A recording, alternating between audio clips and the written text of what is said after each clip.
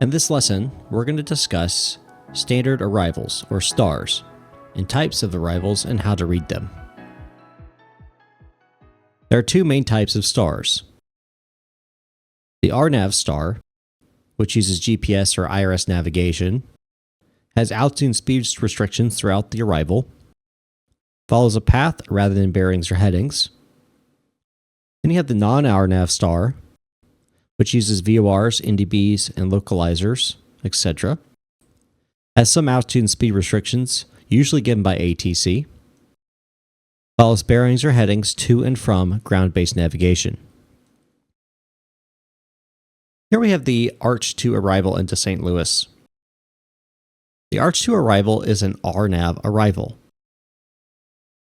Transition waypoints for this arrival are Roberts and Brickyard VORs.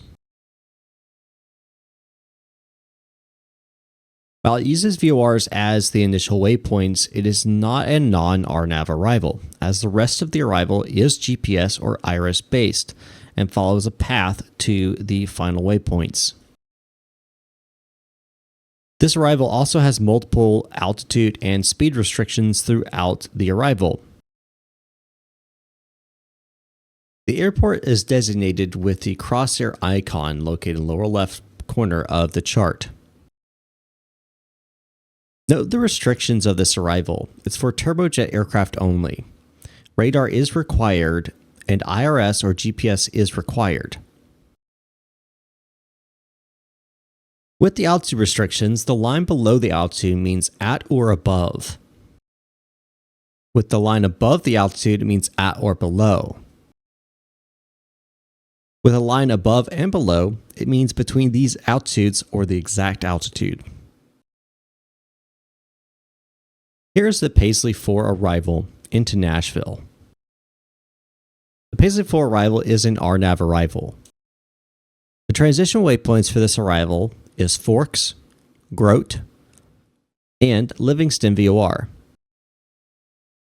While it uses one VOR as a waypoint, it is not a non-RNAV arrival, as the rest of the arrival is GPS or IRS based.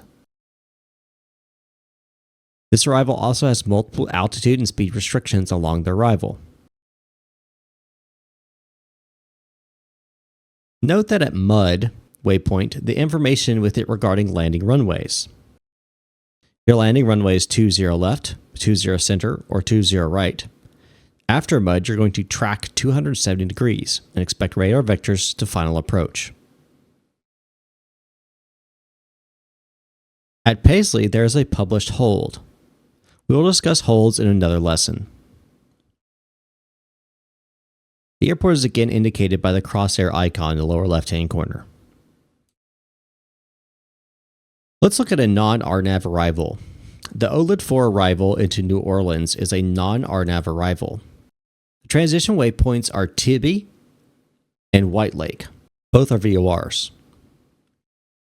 There's only one altitude or speed restriction over Tibby at 11,000 for turbojet aircraft only. The other altitudes listed on the routes are minimum en route altitudes. If you'd like to know more about those, I suggest you go and watch the General Aviation course. Make sure to read the arrival route description. You'll notice that at the end it says expect radar vectors to final approach course. This was an overview of the standard arrivals, the types of arrivals, and how to read those charts. I highly suggest you look at several arrivals at the airport you're planning to go to and other airports around the area to see if you understand and fully grasp the different aspects of the arrival. I'll see you all in the next lesson.